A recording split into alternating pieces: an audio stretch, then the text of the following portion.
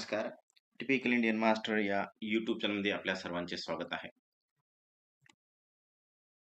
स्क्रीनवरील इमेजमध्ये जी माहिती आपल्याला दिसत आहे, त्यानुसार हा व्हिडिओ इयत्ता 10वी म्हणजे यावेळेस इयत्ता 10वी ची परीक्षा दिलेले विद्यार्थी, महाराष्ट्रातील सर्व मराठी माध्यम, सेमी माध्यम सर्व विद्यार्थ्यांसाठी हा व्हिडिओ अत्यंत महत्त्वाचा असणार आहे. जे विद्यार्थी 10वी ची परीक्षा देणार आहेत आणि इयत्ता 11वी च्या प्रवेशासाठी विचार करणार आहेत त्या सर्वांसाठी. संपूर्ण महाराष्ट्रात होणार आता या शैक्षणिक वर्षापासून म्हणजे पुढील प्रत्येक वर्षी हीच पद्धत असणार आहे. इयत्ता 11वी चे प्रवेश ऑनलाईन पद्धतीनं होणार आहेत.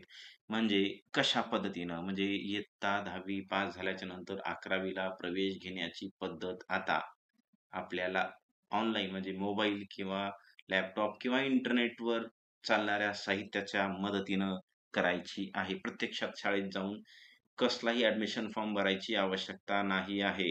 तर या संबंधी सर्व माहिती आपण या व्हिडिओच्या माध्यमातून स्टेप बाय स्टेप समजून घेऊया. माझी सर्व विद्यार्थ्यांना विनंती आहे की हा व्हिडिओ आपण शेवटपर्यंत पाहावा. चला तर मग सुरुवात करूया. सन 2025-26 करिता इयत्ता 11वी चे ऑनलाईन प्रवेश प्रक्रिया कशी असणार आहे ते आपण या व्हिडिओत स्टार्ट करणार आहोत. पुढे पाहूया. दिनांक 28/2/2025 च्या शासन निर्णय ऑलरेडी निघालेला आहे. दिनांक मी इथे टाकलाय. तुम्ही जर गव्हर्नमेंटच्या साईटवर जाऊन या दिनांकाचा शासन निर्णय शालेय विभागाचा पाहिला तर तुम्हाला कळून जाईल काय की इयत्ता 11वी ची प्रवेश प्रक्रिया ऑनलाईन पद्धतीने संपूर्ण महाराष्ट्रामध्ये 1-2 जिल्ह्यामध्ये एखाद्या कुठल्या तर कॉलेजमध्ये नाही. ऑलरेडी महाराष्ट्रामध्ये काही जिल्ह्यांमध्ये ही प्रवेश प्रक्रिया राबवण्यात आलेली आहे मागच्या वर्षी. तर यावेळेस पूर्ण महाराष्ट्रामध्ये ही गुणवत्तेनुसार म्हणजे आपल्या 10वीच्या गुणानुसार करण्यास मान्यता देण्यात आलेली आहे. असा शासन निर्णय निघालेला आहे 28/2/2025 ला. ठीक आहे. तर यामध्ये या प्रक्रियेमध्ये अधिक सूत्रता आणण्यासाठी आता ही प्रक्रिया म्हणजे हे शासन निर्णय तर निघाला फेब्रुवारीमध्ये. शासन निर्णय निघाला आणि ह्याची आता अंमलबजावणी कशी करायची या संबंधीचा शासन निर्णय सुद्धा निर्गमित करण्यात आलेला आहे 2-4 दिवसापूर्वी. ठीक आहे. चला मग काय आहे याबद्दल सगळी माहिती आपण इथे एक एक करून पाहणार आहोत. काय म्हणते पहा. राज्यातील सर्व क्षेत्रातील उच्च माध्यमिक उच्च माध्यमिक कला, वाणिज्य आणि विज्ञान या 3 शाखा असतात इयत्ता 11वी साठी. कला शाखा, विज्ञान शाखा आणि वाणिज्य शाखा. ओके. या सर्व शाखेच्या राज्य मंडळ संलग्नित हे लक्षात ठेवायचं तुम्हाला. म्हणजे दुसरी शाळा नाही जशी सीबीएसई, आयसीएसई जे दुसरे बोर्ड आहेत ते राज्य मंडळ संलग्नित शाळा नाही आहेत. सर्व प्रकारच्या शाळांमध्ये 11वी केंद्रीय पद्धत म्हणजे पूर्ण महाराष्ट्रामध्ये ही पद्धत चालणार आहे. एखाद्या 2 जिल्ह्यामध्ये वेगळी, तिकडे वेगळी, इकडे वेगळी नाही.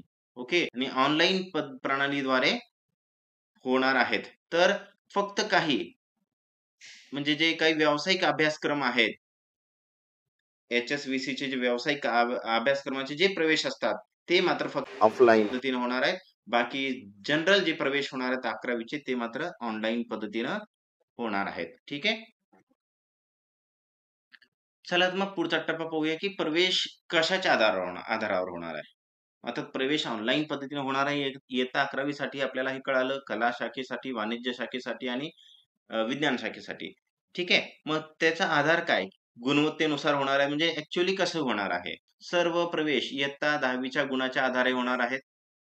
मग त्यामध्ये पण एक लक्षात घ्यायचंय की राज्य मंडळ संलग्नित शाळामध्ये 10वी शिकलात तुम्ही त्यामधील विषयांच्या उच्चतम 5 विषयांचे गुण ज्याला आपण बेस्ट ऑफ 5 म्हणतो तसाच निकालही तुमचा येत असतो. बेस्ट ऑफ 5 म्हणजे ज्या जास्तीत जास्त गुणांचे 5 विषय निवडले जातात त्याला बेस्ट ऑफ 5 म्हणतात आणि त्याच्यानुसार तुमचा निकाल गृहीत धरला जातो.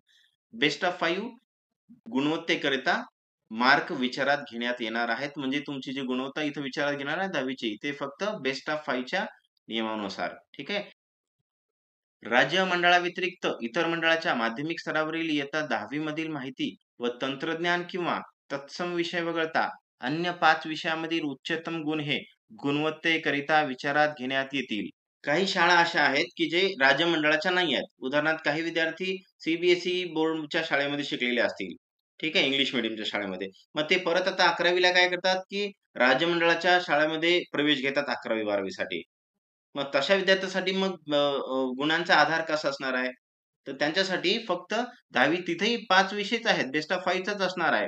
5 विषयातील उच्चतम गुण हे गुणवत्तेकरता विचारात घेण्यात येणार आहे त्यांच्यासाठी सुद्धा. बट कोणते विषय? की फक्त माहिती तंत्रज्ञान किंवा तशा प्रकारचे काही जे तत्सम विषय आहेत, ते विषय सोडून बाकीचे जे 5 विषय असणार आहेत, त्या विषयांचे गुण गृहीत धरून त्यांना त्याच्या आधारावर इयत्ता 11वी साठी प्रवेश मिळणार आहे किंवा त्याची प्रक्रिया तशी चालवली जाणार आहे. चला. समान गुणवत्तेचे 2 किंवा त्यापेक्षा अधिक उमेदवार असल्यास, आता बरेच वेळेस असं होतंय, तुमचा एक डाऊट आहे. मी छोटे-मोठे डाऊट सुद्धा इथं क्लिअर करत आहे. तुम्हाला जरी या प्रोसेसमध्ये मी भरपूर माहिती देण्याचा प्रयत्न करत आहे, तरीही काही अडचण असल्यास कमेंट बॉक्समध्ये मला कमेंट करा आणि त्या संबंधी जे काही तुमचे डाउट्स असतील, मी ते पुढच्या व्हिडिओमध्ये आणखीन आपण भरपूर याच्यावर चर्चा करणार आहोत. जेव्हा ऑनलाईन प्रक्रिया चालू होईल रिअॅलिटीमध्ये तुम्हाला ऑनलाईन पद्धतीनं कशा पद्धतीने रजिस्ट्रेशन करायचं आहे, ते पूर्ण प्रोसेस मी तुम्हाला पुढच्या व्हिडिओमधून दाखवणार आहे. त्यावेळेस तुमचे काही डाउट असेल तर मला या व्हिडिओच्या कमेंट्समध्ये कळवा. पुढच्या व्हिडिओमध्ये आपण त्याला नक्की चर्चेमध्ये घेऊया. समान गुणवत्तेचे 2 किंवा अधिक उमेदवार असल्यास त्यांना जन्मदिनांकानुसार ज्येष्ठतम विद्यार्थ्याचा जन्मदिनांक विचारात घेतला जाणार आणि जो ज्येष्ठ आहे, जो मोठा आहे, त्या विद्यार्थ्याला प्रवेशास प्राधान्य देईल. म्हणजे हा डाऊट काय होता, की जेव्हा असं होतंय, की आपण ज्या शाळेमध्ये रजिस्ट्रेशन केलंय, तुमची टक्केवारी 80 आहे आणि त्या संबंधित दुसऱ्या विद्यार्थ्याची टक्केवारी पण तेवढीच आहे. बेस्ट ऑफ 5 नुसार दोन्ही विद्यार्थी 80% चेच आहेत.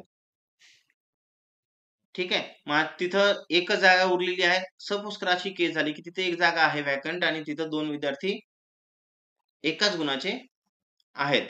त्यावेळेस मग कोणाला दिलं जाणार? एक जागा असू द्या, किती जागा असू द्या. 80% चे 10 मुलं आले, तर मग त्यातले जो एजनुसार सगळ्यात मोठा असणार आहे, तो नंबर 1 ला असणार आहे. 80% वाला दुसरा जरी असला, तो नंबर 2 ला असणार आहे यादीमध्ये, जर त्याचं वय कमी भरेल तर. 80% वाला तिसरा सुद्धा जर तो वयाने आणखीन लहान असेल, तर 3 नंबरला जाणार आहे. म्हणजे वयाच्या ज्येष्ठतेनुसार विद्यार्थ्यांना प्राधान्य दिल्या जाणार आहे, जर गुण त्यांचे समान असतील तर. ठीक आहे?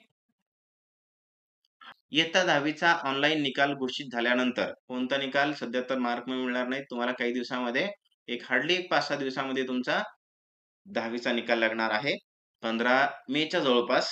ओके. घोषित झाल्याच्या नंतर विद्यार्थ्याची ऑनलाईन प्रोफाईल तुम्हाला स्वतःची तयार करायची आहे. तुम्ही स्वतः तयार करायची, कोणी तयार करणार नाही.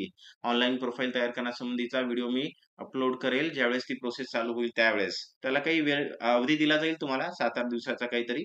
जे येईल प्रोफाईल वेळापत्रक त्यानुसार. ठीक आहे. ऑनलाईन प्रोफाईल तयार करण्यात येणार आहे व विद्यार्थ्यांनी इयत्ता 11वीच्या प्रवेशाकरिता प्राधान्यक्रम भरण्याची सुविधा उपलब्ध करून देण्यात आहे.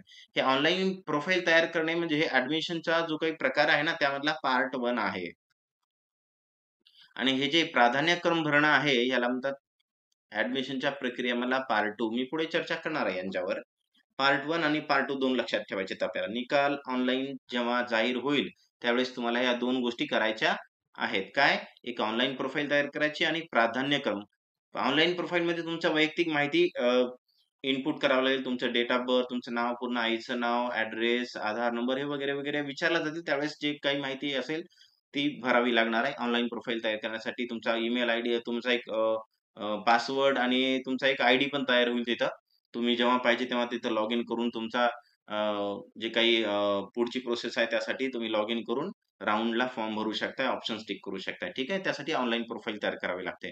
आणि दुसरं महत्त्वाचं म्हणजे काय, की प्राधान्यक्रम भरण्याची सुविधा सुद्धा उपलब्ध करून देणार आहे ते. म्हणजे प्रवेशासाठी प्राधान्यक्रम म्हणजे कसला सर? प्राधान्यक्रम म्हणजे आपली आवड, की आम्हाला या कॉलेजमध्ये घ्यायचंय. मला प्रथम दर्जाचं हे कॉलेज पाहिजे. दुसऱ्या लिस्टला तुम्ही दुसरं घेतलं कॉलेज. तिसऱ्या लिस्टला तुम्ही तिसरं कॉलेज घेतलं. असं कॉलेजचे नावं तुम्हाला इथं द्यायचे असतात. त्याला म्हणतात प्राधान्यक्रम भरण्याची सुविधा. पुढे विद्यार्थ्यांनी ऑनलाईन प्रवेशाकरिता प्राधान्यक्रम भरताना किमान 1 ते 10 पसंतीक्रम भरावे लागतील. म्हणजे काय करायचंय मी तुम्हाला आता सांगलं, की कॉलेजची आपल्याला यादी द्यायची आहे, शाळांची यादी द्यायची आहे. ऑनलाईनमध्ये तिथं शाळा असतील उपलब्ध, जिल्ह्यावाईज, तालुक्यावाईज जे काही असतील तिथं प्रोसेसमध्ये तुम्हाला कळून जाईल. त्या तालुक्यामध्ये किंवा त्या जिल्ह्यामध्ये किती शाळा उपलब्ध आहेत. मग तुम्ही तिथं आपल्या परिसरात आपल्याला सोयीस्कर होईल. आपण तिथं रेग्युलर नियमितपणे शाळेला जाऊ शकतो. अशा पद्धतीनं शाळा निवडायची आहे. म्हणजे जवळपास जिथं आपण राहतो आसपासच्या परिसरातले चांगले कॉलेज किंवा शाळा आपण निवडायचे आहेत. बट ती निवडताना आपण किती शाळांची यादी देऊ शकतो? कमीत कमी 1 शाळाचं नाव देऊ शकता आणि जास्तीत जास्त 10. ठीक आहे. तुम्ही 4-5 दिले तरीही चालतात. बट कमीत कमी एक तर नाव तुम्हाला तिथं यादीमध्ये टाकावं लागणार आहे आणि दुसरं म्हणलं तर तुम्ही जास्तीत जास्त 10 पर्यंत पसंतीक्रम लिहू शकता, दाखवू शकता. ठीक आहे. पुढे पाहूया. चला हा झाला पहिला टप्पा संपला. या पहिल्या टप्प्यात 2 गोष्टी लक्षात आल्या का तुमच्या? एक तर तुमची ऑनलाईन प्रोफाइल तयार करणे आणि दुसरं पसंतीक्रम निवडणे. आता दुसरा टप्पा काय? प्रवेशाच्या फेऱ्या. आता पसंतीक्रम निवडल्याच्या नंतर मग फेऱ्या सुरुवात. प्रवेशाची पहिली फेरी, प्रवेशाची दुसरी फेरी अशा एकूण 4 फेऱ्या होणार आहेत. ठीक आहे. हा झाला आपल्या प्रवेश प्रक्रियेचा दुसरा टप्पा. यामध्ये थोडंसं जास्त लक्ष द्या. इथं पॉइंट्स नोट करा थोडे हे.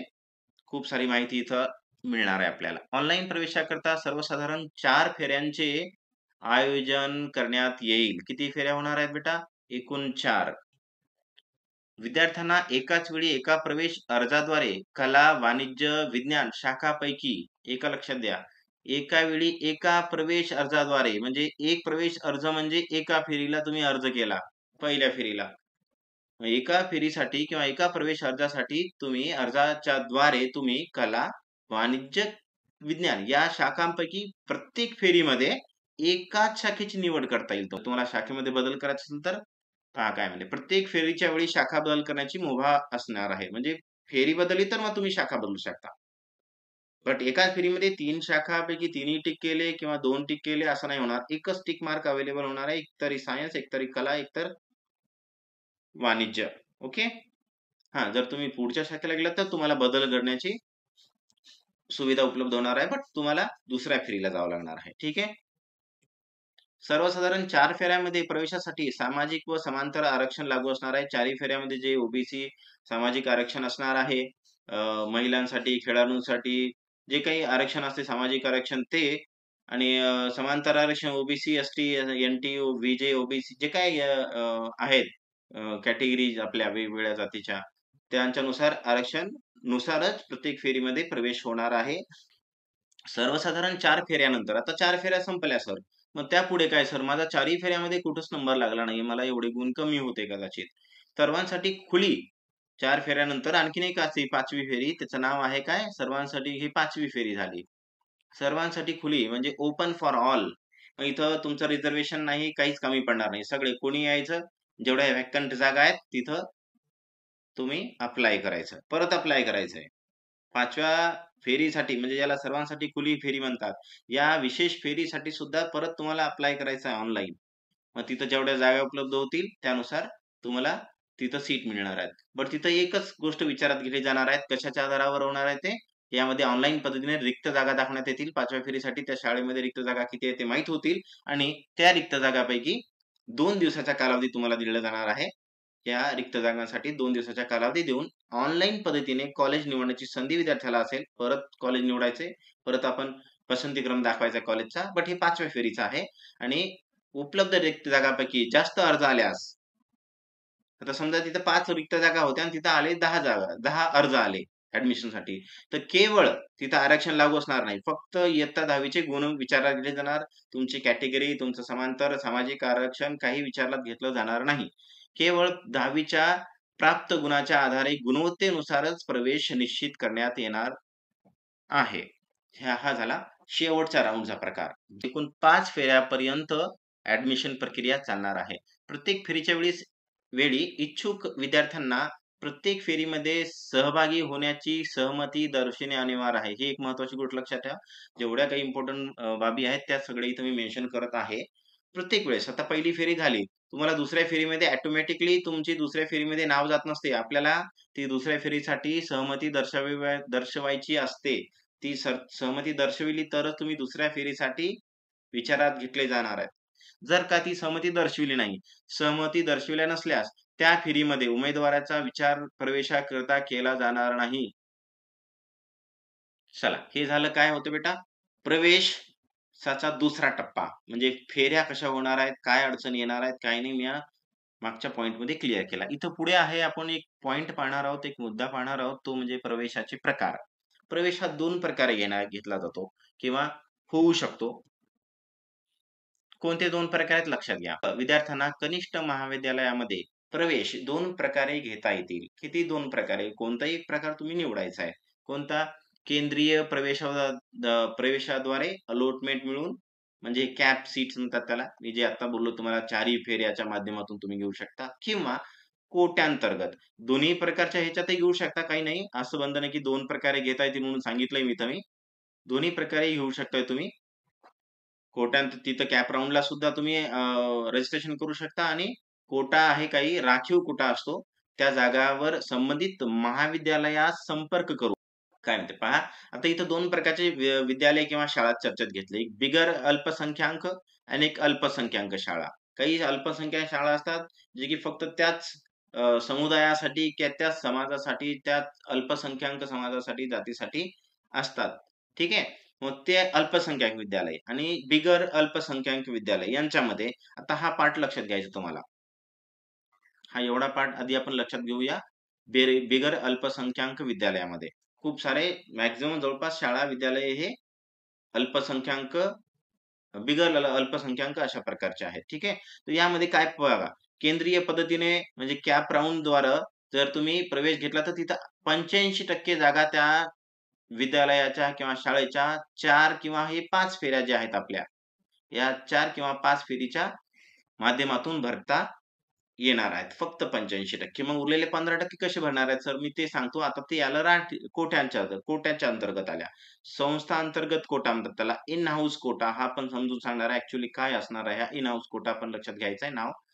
संस्थाच्या अंतर्गत असेल तर त्यावेळेस 10% सीट्स या ॲडमिशनच्या जेवढ्या काही कॅपॅसिटी आहे त्या शाळेची त्यातल्या 10% जागा या इन हाऊस कोटाच्या अंतर्गत भरता येतील. आणि दुसरा आहे व्यवस्थापन कोटा, मॅनेजमेंट कोटा म्हणतात त्याला. आणि नंतरचा आहे अल्पसंख्याक कोटा, हा जो बिगर अल्पसंख्याक शाळा आहेत ना, यांना हा लागूच नसतो. हा अल्पसंख्याक कोटा फक्त अल्पसंख्याक विद्यार्थ्यांसाठीच आहे. ठीक आहे. आता या अल्पसंख्याक विद्यार्थ्यांसाठी हे लक्षात घ्या. आता हा पार्ट लक्षात घ्यायचा तुम्हाला. हे फक्त अल्पसंख्याक विद्यालयासाठी बोलतोय मी. ओके. तर केंद्रीय प्रवेश पद्धतीद्वारे तिथेही कॅप राउंड होणार आहेत अल्पसंख्याक विद्यालयामध्ये, बट तिथं फक्त 35% जागा 4 ते 5 फेरीच्या माध्यमातून भरल्या जातील. जसं बिगर अल्पसंख्याक विद्यालयामध्ये 85% जागा भरल्या जात होत्या, तसं अल्पसंख्याक विद्यालयामध्ये 35% जागा पहिल्या 4 ते 5 फेरीच्या माध्यमातून भरल्या जातील. मग बाकीचे इथं 10% इन हाऊस कोटा हा 10%च असणार आहे. व्यवस्थापन कोटा, मॅनेजमेंट कोटा हा 5%च असणार आहे आणि जो अल्पसंख्याक कोटा होता तो मात्र 50%च असणार आहे. म्हणजे त्या शाळेमध्ये 50% विद्यार्थी, ती शाळाच आहे ना अल्पसंख्याक शाळा. मग त्या शाळेमध्ये 50% विद्यार्थी अल्पसंख्याक कोट्याचे असणे अनिवार्य असतंय. म्हणून 50% जागा अल्पसंख्याक कोट्याद्वारे प्राप्त होतो आणि नंतर मग उरलेल्या 35, 10 आणि 5 ह्या बाकीच्या जागा या केंद्रीय प्रवेशाद्वारे 35 आणि इन हाऊसमध्ये 10 आणि मॅनेजमेंट कोटाच्या माध्यमातून 5 अशा पद्धतीनं 100% जागा अल्पसंख्याक विद्यालयामध्ये भरल्या जाणार आहेत. हे झालं कोट्याचं किंवा केंद्रीय प्रवेशाचं मॅनेजमेंट. ठीक आहे.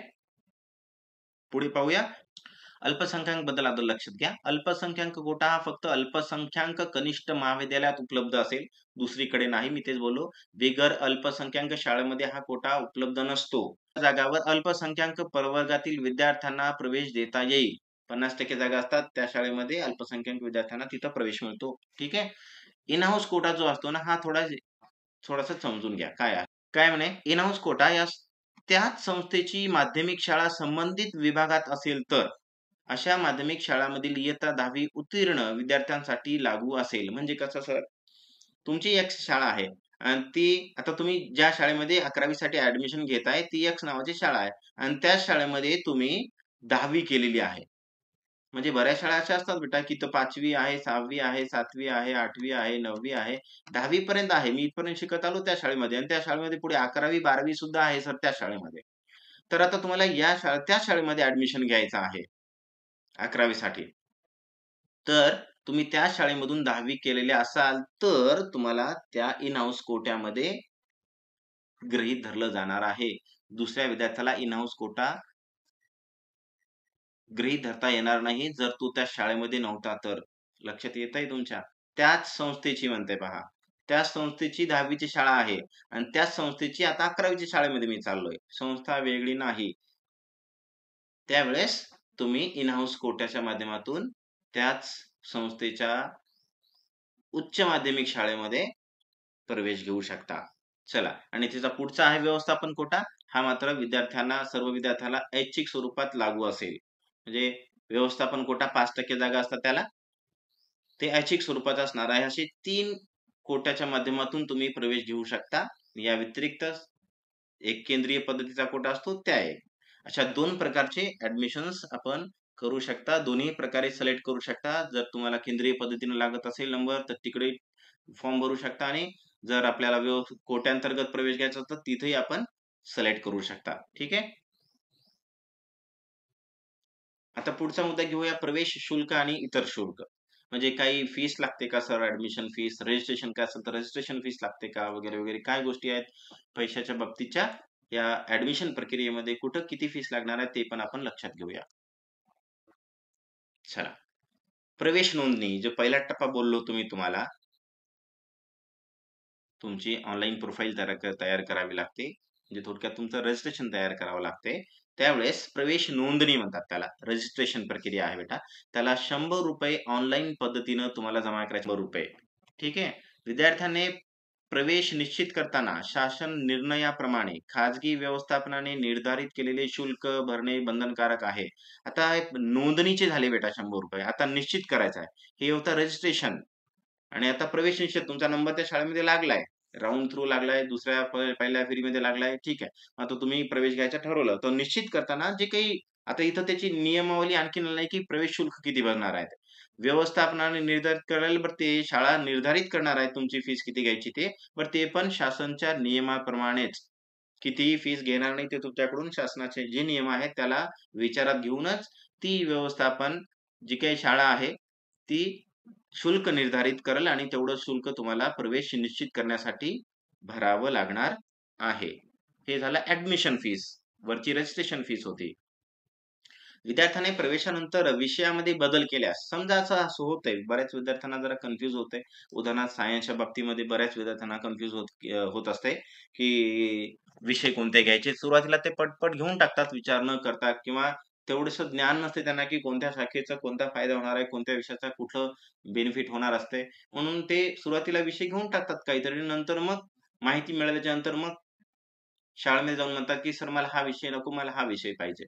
म्हणजे विषय बदल करायची त्यांना गरज पडू शकते. तर प्रवेशानंतर विषयामध्ये बदल जर केला, सदर विषयासाठी शासन नियमाप्रमाणे तिथेही काही शासन नियम बनवलेले आहेत आणि त्या नियमाप्रमाणे ती शाळा तुम्हाला काही निर्धारित शुल्क लावणार आहे. त्या शुल्क तुम्हाला विषय जर बदलायचा असेल तर. अन्यथा हा शुल्क भरायची आवश्यकता नाही. 3 शुल्क बोललो मी तुम्हाला आत्तापर्यंत. एक रजिस्ट्रेशन फीस, एक ॲडमिशन फीस आणि एक तिसरा जर विषय बदलायचा असेल तर त्यावेळेस भरायचा शुल्क. ठीक आहे. असे 3 शुल्क तुम्हाला इथं भरावे लागणार आहेत. तिसरा जो होता तो विषय बदलीचा आहे. जर विषय बदलत असाल तर भरायची आवश्यकता अन्यथा नाही. ठीक आहे. पुढे प्रवेश निश्चित केल्यानंतर बऱ्याच विद्यार्थ्यांना असं होतंय, की आपण प्रवेश निश्चित केला आणि आता मला प्रवेश रद्द करायचा आहे.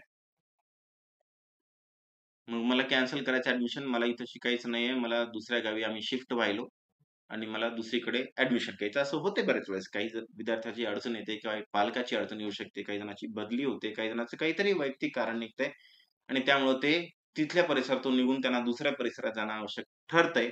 त्यावेळेस ते तिथल्या राउंडला अप्लाय करतील जाऊन त्या परिसरातल्या.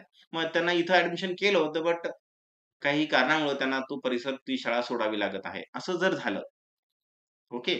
करायचं असल्यास शाळेत जमा केलेल्या एकूण रक्कम आता तुम्ही जे काही शाळेत ॲडमिशन फीस भरली होती, शुल्कापैकी प्रवेशाच्या दिनांकापासून पहिल्या 20 दिवसात प्रवेश रद्द केलात, तर तुम्ही जेवढी काही रक्कम जमा केली त्याची 5% रक्कम कपात केली जाईल.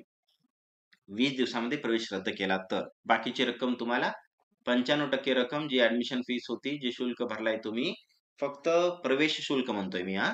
तो 95% वापस मिळेल जर तुम्ही पहिल्या 20 दिवसात प्रवेश रद्द केला तर. पहिल्या 40 दिवसात रद्द केल्यास 10% कपात होईल म्हणजे 90% तुम्हाला परत मिळेल आणि 40 दिवसाच्या नंतर जर रद्द केलात तर कोणतेही शुल्क परत मिळणार नाही. जर का आपण प्रवेश रद्द करायचा ठरवलं, प्रवेश घेतल्याच्या नंतर, फीस भरल्याच्या नंतर जर का अशी अवस्था आली, तर तुम्हाला या बाबीकडे पण लक्ष द्यायचं आहे. तिथं तुम्ही संबंधित शाळेमध्ये फीस परत घेण्याबद्दल विचारणा करायची आहे. जर तुम्ही या 20 दिवसामध्ये किंवा 40 दिवसामध्ये ॲडमिशन कॅन्सल केलं असेल, तर तुम्हाला बाकीची रक्कम परत मिळणार आहे. ही सुद्धा नोट करून ठेवायची गोष्ट विद्यार्थ्यांनी. चला पुढे काय म्हणते ते लक्षात घ्या. नवीन टॉपिक आहे प्रवेश निश्चित न करणे किंवा प्रवेश रद्द करणे. आता बऱ्याच विद्यार्थ्यांचं असं एक टॉपिक होतं, की राउंडला गेला तो, राउंडमध्ये या विशिष्ट फेरीमध्ये त्याचा नंबरही लागला आणि तो त्या नंबर लागल्याच्या नंतर त्याला पुढची प्रोसेस करावी लागते, की त्या संबंधित शाळेमध्ये जाऊन त्याला प्रवेश निश्चित करावा लागतो. जर त्यानं प्रवेश निश्चितच केला नाही, तर काय होणार? किंवा प्रवेश रद्द करायचा असेल तर कसा करायचा? काय प्रोसेस असते ते लक्षात घेऊया. प्रथम प्राधान्य क्रमांकाच्या कॉलेजमध्ये प्रवेश गुणवत्तेनुसार मिळाल्यास, परंतु अशा विद्यार्थ्यांनी प्रवेश निश्चित न केल्यास, बघा ही महत्वाची गोष्ट आहे. प्रथम प्राधान्याचं शाळा जे होते, कॉलेज होतं, त्या कॉलेजमध्ये तुम्ही गुणवत्तेनुसार प्रवेश मिळवला किंवा मिळालाय तुम्हाला. परंतु अशा विद्यार्थ्यांना प्रवेश मिळाला तिथं लिस्टमध्ये तुमचं नाव आहे किंवा पहिल्या फेरीमध्ये याचा नंबर लागला या संबंधित शाळेमध्ये. पण तरी त्यानं तिथं प्रवेश न केल्यास त्यांना सर्वांसाठी खुला, ही जरा रिस्की गोष्ट झाली आहे, जरा लक्षात घ्या. ओपन फॉर ऑल या फेरीपर्यंत दुसरी, तिसरी व चौथी कोणत्याही फेरीमध्ये सहभागी होता येणार नाही. ही खूप मोठी चुकीची गोष्ट होणार आहे. म्हणून जेव्हा पहिले 10 कॉलेज आपण निवडतो ना, त्यावेळेस थोडेसे विचार करून निवडायचे. मी तुम्हाला सांगितलंय कमीत कमी 1 आणि जास्तीत जास्त 10 कॉलेज आपण निवडायचे आहेत प्राधान्यक्रम देताना. पण निवडताना ही कॉलेजची यादी आपल्या परिसरातील आहेत का, हे सगळं विचार करूनच निवडायचं आहे. फक्त पहिल्या फेरीमध्ये प्रथम प्राधान्याच्या कॉलेजला जर तुमचं ॲडमिशन, तुमचा नंबर लागला आणि जर तुम्ही तिथं प्रवेश निश्चित नाही केला, तर ही एक पद्धत तुमच्या ॲडमिशनसाठी अप्लाय होणार आहे. तिथं फक्त डायरेक्ट तुम्ही 5व्या राउंडलाच उपलब्ध होऊ शकता. मधले दुसरे राउंड तुमच्यासाठी उपलब्ध होणार नाहीत. ठीक आहे? ते प्रथम प्राधान्य क्रमांकाच्या शाळेमध्ये प्रवेशित झालेल्या विद्यार्थ्यांना प्रवेश प्रक्रियेच्या कोणत्याही टप्प्यावर त्यांचा प्रवेश रद्द करता येईल. तथापि त्या विद्यार्थ्यांना ऑनलाईन प्रवेश प्रक्रियेमध्ये पुन्हा सहभागी व्हायचे असल्यास, अशा विद्यार्थ्यांना सर्वांसाठी खुला ओपन फॉर ऑल या विशेष फेरीमध्ये सहभागी होता येईल. प्रथम प्राधान्य दिलेलं कॉलेज मिळालं असून सुद्धा तुम्ही तिथं प्रवेश नाही घेतल्यास असं होणार आहे. ठीक आहे? ही गोष्ट लक्षात घ्यायची आहे. पुढे म्हणून प्राधान्यक्रम निवडताना आपण विचार करावा, हे महत्वाचं असणार आहे. प्रथम पसंतीच्या व्यतिरिक्त म्हणजे आता प्रथम प्राधान्याचं जे काही कॉलेज होतं, त्याच्या व्यतिरिक्त दुसऱ्या कॉलेजमध्ये जर म्हणजे दुसऱ्या प्राधान्याच्या शाळेमध्ये मला ॲडमिशन किंवा माझा नंबर लागलाय आणि जर मी तिथं प्रवेश निश्चित नाही केला तर सर, आत्ताचा जो अगोदरचा टॉपिक काय होता? पहिलं प्राधान्याची जी शाळा होती त्याच्यामध्ये प्रवेश निश्चित नाही केला किंवा प्रवेश रद्द केला तर डायरेक्ट कुठं जंप चालली आपली 5व्या राउंडला. पण मी हेच जर सर दुसऱ्या फेरीमध्ये केलं तर? तसं इथं काही नाही होणार आहे. तशी इथं रिस्क राहणार नाही. म्हणजे कसं, जर प्रथम पसंतीच्या व्यतिरिक्त म्हणजे दुसरी पसंती तुमची, तिसरी पसंती जे काही शाळेच्या तुम्ही 10 पसंती देणार आहेत ना, त्यातल्या दुसऱ्या पसंतीला तुमचा नंबर लागलाय आणि तुम्ही तिथं प्रवेश निश्चित नाही केला, तरी तुम्ही तिसऱ्या फेरीला अप्लाय करू शकता. चौथ्यालाही अप्लाय करू शकता, 5व्यालाही अप्लाय करू शकता. ठीक आहे? पुढचा मुद्दा काय म्हणे पहा. काही विद्यार्थ्यांना काही विद्यार्थी असतात बघा 10वीच्या नंतर आय-टी-आय करतात, पॉलिटेक्निककडे जातात. ठीक आहे. मग अशा विद्यार्थ्यांसाठी एक सुविधा उपलब्ध करून दिली आहे. या सुविधेचा वापर त्यांनी करून घ्यायचा आहे. ज्यांना खरंच आय-टी-आय आणि किंवा पॉलिटेक्निक या या ब्रांचकडे, या विद्याशाखेकडे जायचं असते त्यांनी. परंतु इयत्ता 11वीच्या प्रवेशासाठी सुद्धा अर्ज करतात. तसे विद्यार्थी कसं होतं किंवा ते इकडे अर्ज करतात आणि त्यांना पॉलिटेक्निक म्हणजे कसं असते टक्केवारीनुसार तिथं नंबर लागला नाही, तर मग 11वी तर करायला आपण वर्ष वाया जाणार नाही म्हणून ते 11वी सुद्धा अर्ज करतात. ठीक आहे. अशा विद्यार्थ्यांसाठी अर्ज मागे घेण्याचा विथड्रॉवल ऑफ ॲप्लिकेशन नावाचा एक पर्याय तुम्हाला ऑनलाईन ॲप्लिकेशन करताना किंवा फॉर्म भरताना तिथं उपलब्ध होणार आहे. त्यांनी ते लक्षात घ्यायचंय. पुढचा महत्वाचा टप्पा पाहूया. शाळेत विद्यार्थ्याची कागदपत्रे तपासून एकदा प्रवेश निश्चित केल्यावर, मी आता सांगले काय, किंवा तुम्ही एखाद्या शाळेत प्रवेश घेतला आणि नंतर तुम्हाला काही कारणास्तव त्या शाळेतून, त्या गावातूनच जायची गरज पडत आहे. आता तिथून तुम्ही तिथं शिकू शकत नाही अशी अवस्था निर्माण झाली, तर तुम्ही तिथं प्रवेश रद्द करू शकता. काय? प्रवेश निश्चित केल्यानंतर दुसऱ्या शाळेत गुणवत्तेनुसार प्रवेश मिळाल्यास आणि आता दुसऱ्या शाळेमध्ये दुसऱ्या राउंडला किंवा तिसऱ्या राउंडला तुम्ही प्रवेश घेतलाय. आता तुम्हाला तर माहीत झालं की आपण इथं राहू शकत नाहीये. काही कारण आहे. त्यामुळे तुम्ही दुसऱ्या एखाद्या ठिकाणच्या दुसऱ्या गावातली एखाद्या शाळेमध्ये तुम्ही अ, किंवा त्या तालुक्याचं ऑनलाईन रजिस्ट्रेशन केलं किंवा त्या दुसऱ्या जिल्ह्याचं ऑनलाईन रजिस्ट्रेशन केलं आणि तिथेही तुमचा नंबर लागलाय. इथं तुम्ही ॲडमिशन करून ठेवलंय आणि तुम्हाला माहीत झालंय की बाबा आपण इथं राहू शकत नाही. आपण तिकडे तात्पुरता थोडा राउंड संपू नये म्हणून तुम्ही तिकडे रजिस्ट्रेशन केलं आणि तुमचा तिकडल्या राउंडमध्ये नंबर लागला. ठीक आहे. तेच सांगतोय. दुसऱ्या शाळेमध्ये गुणवत्तेनुसार प्रवेश मिळाल्यास तो विद्यार्थी आधीचा प्रवेश रद्द करू शकतो. म्हणजे तुम्ही प्रत्यक्षात जिथं प्रवेश घेतला, तो प्रवेश रद्द करू शकता व त्याला नवीन प्रवेशित शाळेमध्ये कागदपत्रे पडताळणीची आवश्यकता असणार नाही. कारण की हे लक्षात घ्या, जेव्हा तुम्ही एखाद्या शाळेत प्रवेश घेता ना बेटा, त्यावेळेस तुमचे सगळे कागदपत्र तपासले जातात. प्रवेश निश्चित करताना. ऑनलाईनमध्ये तुमचे कागदपत्र कोणी पाहत नाहीये. बट जेव्हा तुमचा नंबर जे एका विशिष्ट शाळेत लागतो, त्यावेळेस तुम्हाला त्या शाळेत ओरिजिनल डॉक्युमेंट्स सगळे घेऊन जायचे असतात. 10वी चा original mark memo, original TC, जे काही आपलं आधार आणि कास्ट सर्टिफिकेट असेल तर कास्ट सर्टिफिकेट हे सगळं तुम्हाला ओरिजिनल डॉक्युमेंट्स तिथं पडताळणीसाठी घेऊन जावे लागतात. जिथं तुमचं ॲडमिशन कन्फर्म होणार आहे त्या ठिकाणी. बट यावेळेस तुम्हाला काय होणार आहे, की जे तुम्ही ऑनलाईन कागदपत्र आधीच्या शाळेमध्ये पडताळणीसाठी घेऊन गेलात, तपासून घेतलेत त्यांनी, प्रवेश पण झालाय. बट नंतर तुम्ही दुसऱ्या शाळेमध्ये प्रवेश घेतल्यानंतर त्या दुसऱ्या शाळेमध्ये तुम्हाला कागदपत्र पडताळणीसाठी न्यायची गरज नाही, कारण की तुमचे कागदपत्र त्या शाळेत असतात संबंधित शाळेमध्ये आणि ते तुम्हाला ताबडतोब कागदपत्र देत नाहीत आणि तुम्हाला तर इकडे ॲडमिशन घ्यायचंय जाऊन. मग तुम्ही फक्त तसं त्या शाळेमधून लेखी स्वरूपात घेऊन जाणं आवश्यक आहे, की माझा या शाळेमध्ये प्रवेश झालेला आहे आणि रद्द मी करण्यासाठी अप्लाय केलेला आहे, असं तिथं सांगायचं आणि माझा इथला प्रवेश रद्द झाल्याच्या नंतर मी तुम्हाला कागदपत्र इथं आणून देणार आहे. म्हणून त्यानं सांगलंय काय, त्याला नवीन प्रवेशित शाळेमध्ये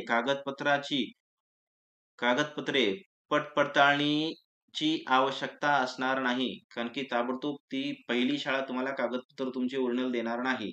म्हणून दुसऱ्या शाळेमध्ये तुम्ही जाऊन ॲडमिशन घ्यायचं. तुम्हाला तिथं पडताळणीची गरज भासणार नाहीये, आवश्यकता असणार नाहीये. तथापि मूळ कागदपत्रे नवीन प्रवेशित उच्च माध्यमिक शाळेत विहित मुदतीत जमा करावी लागतील. ही अशी काही स्पेशल केस सुद्धा विद्यार्थ्यांना लक्षात ठेवायची आहे. पुढचा मुद्दा लक्षात घ्या. प्रवेशासंबंधी कागदपत्रे. काय-काय कागदपत्रे इथं लागतात? ॲडमिशनसाठी कागदपत्राची जी लिस्ट लागते ती कोणती आहे ते लक्षात घेऊया. प्रत्यक्षात प्रवेशाच्या वेळी सादर करायची कागदपत्रे. पहिला महत्त्वाचा डॉक्युमेंट असतो इयत्ता 10वी ची मार्कशीट. बोर्डाच्या मार्कशीटची मूळ प्रत आणि छायाप्रत म्हणजे झेरॉक्स आणि ओरिजिनल मार्क मेमो आणि झेरॉक्स कॉपी दोन्ही लागणार आहेत.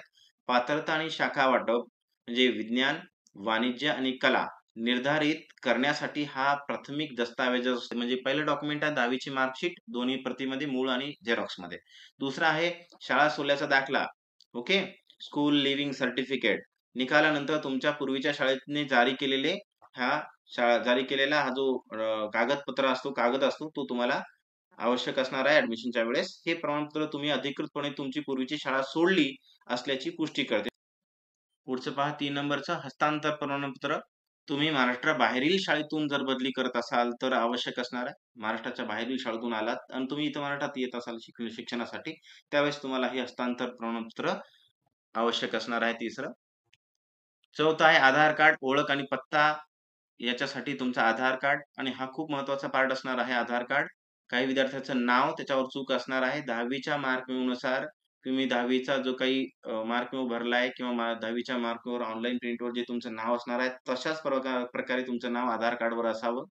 तुमचा ॲड्रेस, तुमचं डेट ऑफ बर्थ तुमची ओरिजिनल जी होती आणि आधार कार्डवर जी आहे ती वेगळी नसावी. ह्या गोष्टी थोड्याशा चेक करून घ्या.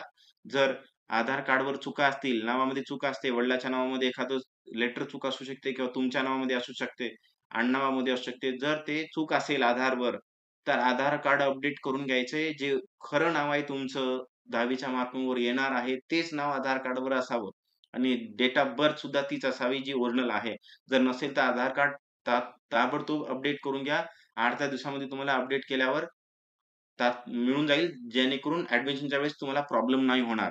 ठीक आहे. म्हणून अपडेट करणं खूप महत्त्वाचं असणार आहे. पुढचं डॉक्युमेंट आहे अधिवास प्रमाणपत्र म्हणजे रहिवासी प्रमाणपत्र. महाराष्ट्राचा रेसिडेन्सीचा पुरावा लागू असल्यास जर तुम्ही जर एखाद्या वेळेस ॲडमिशनच्या वेळेस सांगलं जातं, की बाबा की रेसिडेन्सचा पुरावा दाखवा. जर दाखवा किंवा मागितला जात असेल, तर त्यावेळेस तुम्हाला पुरावा दाखवावा लागणार आहे. राज्य कोट्यांच्या अंतर्गत अर्ज करणाऱ्या विद्यार्थ्यांसाठी हे विशेषतः महत्त्वाचे आहे.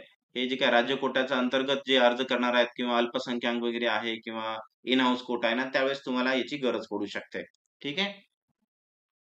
पुढचं आहे जातीचे प्रमाणपत्र. हे महत्त्वाचं आहे. जेव्हा आपण एखाद्या विशिष्ट रिझर्व्हेशनच्या माध्यमातून तिथं ॲडमिशन घेण्याचा प्रयत्न करतो, जी काही कॅटेगरी आहे त्यानुसार, तर तुम्हाला तुमच्या जातीचा त्या प्रवर्गातील जातीचा जो काही प्रमाणपत्र आहे ते तुमच्याकडे असणं आवश्यक आहे. नॉन क्रिमिलेअर प्रमाणपत्र ओबीसी प्रवर्गातील अर्जदारांसाठी हे आवश्यक असणार आहे. हे ते काढून घ्यायचंय. हे सगळे डॉक्युमेंट्स तुम्हाला आजच मी मेन्शन करतोय. जे डॉक्युमेंट्स कमी आहेत ते तुम्ही ताबडतोब या पुढच्या 8-10 दिवसामध्ये ते कंप्लीट करून घ्या. कारण की 15 तारखेच्या नंतर तुमची प्रोसेस चालू झाल्यावर तुम्हाला कागदपत्रासाठी धावपळ करावी लागेल. मग त्याच्यामध्ये राउंड निघून जातात. मग तुम्ही परेशानीमध्ये येऊ शकता. म्हणून डॉक्युमेंट्स तयार करून ठेवणं आवश्यक आहे. पासपोर्ट आकाराचे छायाचित्र, त्याचं बॅकग्राऊंड हे व्हाईट असलं पाहिजे. 4 ते 5 पांढऱ्या बॅकग्राऊंड असलेले अलीकडील म्हणजे करंटमध्ये काढलेले जुने फोटो नाही चालणार. रंगीत फोटो उपलब्ध करून ठेवायचे तुम्हाला. त्यानंतर आहे स्थलांतर प्रमाणपत्र. स्थलांतर प्रमाणपत्र हे फक्त अशा विद्यार्थ्यांसाठीच असते, की जे आय-सी-एस-सी किंवा सी बोर्ड थ्रू आलेले आहेत. एस-एस-सी बोर्ड जे आहे ना आपला, एस-एस-सी व्यतिरिक्त इतर बोर्डाचे हे आपला जो महाराष्ट्र बोर्ड आहे, एस-एस-सीचा बोर्ड आहे, त्या व्यतिरिक्त सी-बी-एस-ई, आय-सी-एस-ई या बोर्डा थ्रू जे आलेले विद्यार्थी आहेत त्यांच्यासाठी हा प्रमाणपत्र लागते. जर तुम्ही सी-बी-एस-ईच्या बोर्डमधून 10वी शिकून आलात तर हे लागणार आहे. अन्यथा तुम्हाला हे स्थलांतर प्रमाणपत्र लागणार नाही. एवढे डॉक्युमेंट्सची यादी आपल्याला आवश्यक असणार आहे. नोट करून ठेवायचं आहे. प्रत्यक्ष प्रवेशाच्या वेळी आरक्षित प्रवर्गातून प्रवेश घेणाऱ्या विद्यार्थ्याकडे स्वतःचा जातीचा दाखला असावा. आरक्षित प्रवर्गातून घेत असाल तुम्ही, तर तुमचं स्वतःचं कास्ट सर्टिफिकेट असावं किंवा जर विद्यार्थ्याकडे जातीचा दाखला नाहीये, सध्या काढला नाहीये किंवा तुम्ही अप्लाय केले परत आला नाहीये, तर वडिलांचा जातीचा दाखला सुद्धा ग्राह्य धरला जाणार आहे, हे लक्षात ठेवायचं तुमच्या आरक्षणासाठी. वडिलांचं असलं तरी चालेल. ठीक आहे. ऑनलाईन प्रवेशाकरिता विद्यार्थ्याद्वारे बनावट, आता ही थोडी महत्त्वाची गोष्ट लक्षात घ्या. काही विद्यार्थी त्याच्यात चुकीची माहिती सादर करतात, टक्केवारी चुकीची टाकतात वगैरे, वगैरे काही होऊ शकते. जर बनावट कागदपत्रे आपण सादर केली, तर त्याच्या आधारावर जर प्रवेश निश्चित केला, चुकीची माहिती देऊन, तर आवश्यकतेनुसार कायदेशीर कारवाई त्या संबंधित विद्यार्थ्यावर करण्यात येणार आहे. चुकीची माहिती द्यायची नाहीये. इयत्ता 10वीच्या गुणपत्रिकेमध्ये फेरफार केल्यास काही जण चे जे काही फेरफार आहे किंवा काही वेळेस होऊ शकते. तसं जर जसा काही फेरफार जर झाला असेल किंवा केला असेल, तर इयत्ता 11वीच्या प्रवेश प्रक्रियेतून प्रलंबित करण्यात येईल. म्हणजे तुमचा प्रवेशच त्या वर्षासाठी होणार नाही किंवा केला जाणार नाही हे लक्षात ठेवायचं आहे. म्हणजे कसल्याही प्रकारची चुकीची माहिती, मार्क वगैरे कशातही चूक आपण होऊ द्यायची नाहीये किंवा फेरफार करायचा नाहीये. विद्यार्थ्यांनी ऑनलाईन प्रवेश अर्जातील मजकूर व प्रत्यक्ष प्रवेशाच्या वेळी सादर केलेली कागदपत्रे ऑनलाईनमध्ये तुम्ही रजिस्टर करताना त्यावेळेस अर्जात जे काही तुम्ही माहिती दिली, डेट ऑफ बर्थ सांगितली एक आणि कागदपत्र सादर करताना त्याच्यामध्ये तफावत आढळली. तिथं डेट ऑफ बर्थ वेगळी होती आणि तुम्ही अप्लाय केलेल्या वेळेस भरलेली डेट ऑफ बर्थ वेगळी होती. चुकीनं भरल्या गेली तशी समजा. तर आढळल्यास विशेष फेरीपर्यंत प्रवेश प्रक्रियेपासून वंचित ठेवण्यात येईल. पहिल्या फेरीमध्ये तुम्ही जी माहिती भरली आणि मग कागदपत्र पडताळणीमध्ये तुमची माहिती चुकीची मिळाली, तर मात्र तुम्हाला त्या फेरीमधूनच बाद करण्यात येईल आणि त्याच फेरीमधून नाही तर दुसऱ्या, तिसऱ्या जेवढ्या काही 4 फेऱ्या आहेत, सर्वसाधारण 4 फेऱ्यापैकी कुठल्याही फेरीमध्ये तुम्हाला प्रवेश घेता येणार नाहीये, अप्लाय करता येणार नाही. मग तर तुम्ही मात्र विशेष फेरीमध्ये जी शेवटची 5वी फेरी होती ना, ओपन टू ऑल, त्या फेरीमध्ये मात्र प्रवेशासाठी तुम्ही अप्लाय करू शकता. पुढचा मुद्दा पाहूया, प्रवेशासाठी संबंधित आरक्षण प्रणाली. मग काय आरक्षण प्रणाली आहे ते पण थोडक्यात लक्षात घ्यायचं आहे. समांतर आरक्षण असणार आहे. समांतर आरक्षणाकरिता राखीव जागा जी असणार आहेत ती पहिल्या 4 फेरीपर्यंत आहेत. 5व्या फेरीमध्ये कसलंही आरक्षण नसते. उपलब्ध जागा टक्केवारीनुसार भरल्या जातात. त्या प्रवर्गातील आरक्षित असतील. 4 फेरीपर्यंत आरक्षित असतील. सामाजिक व समांतर या दोन्ही आरक्षणानुसार विद्यार्थी उपलब्ध न झाल्यास, समजा तिथं जे काही आरक्षण होतं 4 फेरीपर्यंत त्या संबंधित शाळेमध्ये त्या आरक्षणाचा विद्यार्थी उपलब्ध झाला नाही, तर उर्वरित जागा ज्या उरलेल्या आहेत, ते सर्वसाधारण गटात परावर्तित करण्यात येतील. ठीक आहे? जर उपलब्ध नाही झाला तर. पुढचा मुद्दा आहे तांत्रिक विषयाची प्रवेश प्रक्रिया. काही विषय असतात विद्यार्थ्यांना जे की आता उदाहरणार्थ सायन्सच्या बाबतीमध्ये बायो, फिजिक्स, केमिस्ट्री, मॅथ हे जनरल विषय सोडून फिशरी घेतात, इलेक्ट्रॉनिक्स घेतात, कॉम्प्युटर सायन्स घेतात. असे जे काही आहेत क्रॉप सायन्स काय येतात, ॲग्रीकल्चर सायन्स घेतात. बरेचसे तांत्रिक विषयाची प्रवेश प्रक्रिया आहे. त्यावेळेस ते त्याच्या संबंधी काय प्रोसेस असणार आहे सर? तर त्यासंबंधी काय लक्षात घ्यायचंय? तिथं सुद्धा तुम्हाला आपल्या 10वीच्या गुणाच्या आधारावरच तुमचं तिथलं तांत्रिक जे काही विषयाचा प्रवेश असणार आहे ते तुमच्या टक्केवारीनुसारच मिळणार आहे. 10वीचे एखादी 11वीचे प्रवेश ज्या पद्धतीने गुणवत्तेनुसार होणार आहेत त्याच आधारे गुणवत्तेनुसारच 10वीच्या मार्काच्या आधारावरच उच्च माध्यमिक स्तरावरील तांत्रिक विषयाचे प्रवेश गुणवत्तेच्या आधारे निश्चित करण्यात यावे.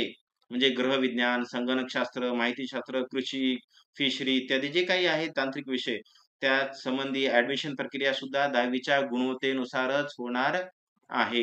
पुढचा मुद्दा आहे प्रवेश प्रक्रिया संपवणे व प्रत्यक्षात 11वीचे वर्ग सुरू करणे. प्रवेश प्रक्रिया संपते कशी किंवा कधी आणि 11वी बद्दल काय प्रोसेस पुढे चालते ते लक्षात घेऊया. प्रवेश प्रक्रिया संपल्यानंतर प्रवेशित विद्यार्थ्यांच्या नावाची यादी, प्रवेश प्रक्रिया संपली त्यांच्या नावाची यादी शाखानिहाय म्हणजे कोणत्या शाखेत, कट ऑफ निहाय इत्यादी माहिती प्रकाशित करण्यात येईल. आणि प्रवेश प्रक्रियेनंतर 11 ऑगस्ट जनरली ही तारीख मेन्शन केलेली आहे. आता जे काही वेळापत्रक त्यांच्याकडून उपलब्ध झालं आहे 11 ऑगस्ट पासून 11वीचे वर्ग सुरू होणार आहेत. पासून अभ्यासक्रम शिकवण्यास सुरुवात होईल. परंतु प्रत्यक्ष प्रवेशित विद्यार्थ्यांची संख्या लक्षात घेऊन शाळांना 11 ऑगस्टच्या अगोदरही प्रत्यक्ष अभ्यासक्रम सुरू करण्याचा निर्णय घेता येईल. ते शाळेवर डिपेंड आहे. बट जर का तिथं जवळपास सगळे सीट संपलेले आहेत, 80 जागा होत्या आणि तिथं 80च्या 80 संपल्यात, भरण्यात आलेल्या आहेत, अगोदरच झाल्या आहेत. तर 11 ऑगस्टच्या अगोदरच ही प्रोसेस झाली त्यांची की 80च्या 80 जागा त्यांच्या भरल्यात. मग तर ते अगोदरच सिलेबस सुरुवात करू शकतात. तसं शाळांना अधिकार देण्यात आलेला आहे. बट जर का पूर्ण ऍडमिशन झाले असतील तर म्हणजे प्रवेशित विद्यार्थ्यांची संख्या लक्षात घेऊन हे त्यांनी शाळेने विचारात घ्यायचंय किंवा निर्णय घ्यायचा आहे. अभ्यासक्रम अगोदरही सुरू करू शकतात. ठीक आहे. बट टेंटेटिव्ह डेट आहे 11 ऑगस्ट. प्रवेश प्रक्रियेचे संक्षिप्त वेळापत्रक हा लास्टचा मुद्दा पाहून घेऊया. त्या अगोदर विद्यार्थ्यांना माझी एक विनंती आहे की हा जो व्हिडिओ आहे बेटा मी तुम्हाला सर्वांसाठी महाराष्ट्रातील सर्व विद्यार्थ्यांसाठी बनवलेला आहे. त्यांना ही प्रक्रिया अद्याप त्यांनी कसल्याही ऑनलाईन प्रक्रियेच्या द्वारे कुठलाही फॉर्म भरले नाही आहे की याच्यात कितीतरी गोष्टी असतात. तर या सगळ्या गोष्टी त्यांना माहिती व्हाव्यात या उद्देशाने मी हा एक व्हिडिओ बनवलाय छोटासा. पुढे काही व्हिडिओ बनवणार आहेत 11वीच्या प्रवेशासंबंधीचे मी. तर विद्यार्थ्यांनी चॅनलवर राहायचं आहे. सबस्क्राईब करून ठेवा. बेल आयकॉन जो आहे तो पण प्रेस करून ठेवा जेणेकरून तुम्हाला नवीन व्हिडिओ आला तर त्याचं नोटिफिकेशन येईल आणि तुम्ही ताबडतोब प्रक्रियेला सुरू कराल. तुम्हाला माहिती अद्ययावत ताबडतोब मिळत राहणार आहे. म्हणून चॅनलला सबस्क्राईब करून ठेवा. आणि दुसरी महत्त्वाची गोष्ट एक रिक्वेस्ट आहे तुम्हाला की हा व्हिडिओ आपल्या मित्रांमध्ये जास्तीत जास्त शेअर करा. काही पालक वर्ग पाहत असतील तर त्यांनी विद्यार्थ्यांपर्यंत पोहोचवा किंवा काही शिक्षक वर्ग पाहत असतील तर त्यांनी आपल्या शाळेतील जे 10वीचे विद्यार्थी वर्ग होते त्यांच्यापर्यंत पोहोचवा की त्यांना ही प्रोसेस माहिती व्हावी. म्हणून ही विनंती आहे सर्वांना, विद्यार्थी, पालक आणि शिक्षक यांच्या माध्यमातून हा व्हिडिओ सर्व 10वीच्या विद्यार्थ्यांपर्यंत पोहोचवावा. ठीक आहे. हा शेवटचा मुद्दा पाहून घेऊया. प्रवेश प्रक्रियेचे संक्षिप्त वेळापत्रक काय? दिनांक 19 मे लक्षात ठेवा. 19 मे ते 28 मे किती दिवस होतात बघा? जवळपास 10 दिवस. ठीक आहे. 19 मे ते 18 मे या दरम्यान विद्यार्थ्याची ऑनलाईन प्रोफाईल तयार करणे. तुम्हाला 28 मे पर्यंत ऑनलाईन प्रोफाईल तयार करायची. पूर्ण व्यवस्थित माहिती कागदपत्र तयार करून ठेवा. मगच कामाला लागा. आणि त्याच 10 दिवसामध्ये ऑनलाईन प्रोफाईल तयार करणं आणि प्राधान्यक्रम भरणं 2 काम करायचे आहेत. याला पार्ट 2 म्हणतात ऍडमिशनच्या प्रक्रियेमधला. 2 पार्ट ऑनलाईन प्रोफाईल तयार करणे आणि प्राधान्यक्रम निवडणे. म्हणजे कॉलेजला पहिलं दुसरं 10 कॉलेजची यादी द्यायची असते तुम्हाला, शाळेची यादी द्यायची असते, ते निवडणं. हे करण्यासाठी तुम्हाला 28 मे पर्यंतचा कालावधी दिला गेलेला आहे. ठीक आहे. पुढचा पार्ट पहा काय दिनांक 28 मेच्या पुढे मग इथून पुढे सुरू होतील आपल्या 4 फेऱ्या. मग प्रत्येक फेरी 8-8, 10-10 दिवस चालणार आहे काहीतरी. मे, जून, जुलै या 2 महिन्यामध्ये हे जवळपास 4 ते 5 फेऱ्या होणार आहेत. त्याची एक वेळापत्रक असणार आहे. अद्याप ते वेळापत्रक आलेलं नाही आहे की कोण्या दिवशी पहिली फेरी सुरू होणार आहे. 28 मेच्या पुढे सुरुवात होणार आहे ती. ठीक आहे. म्हणजे जवळपास जून पासून सुरुवात होईल कदाचित. मग तिथून ते तुमच्या फेऱ्या चालू होतील. जवळपास 2 महिने त्या फेऱ्या चालणार आहेत.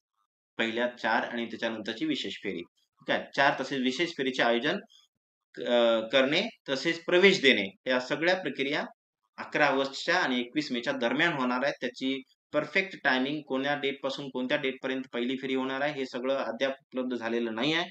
जसं उपलब्ध होईल मी तसं तुम्हाला कळवणार आहे. ठीक आहे. म्हणून सांगतोय काय, चॅनलवर राहायचंय तुम्ही सर्वांनी.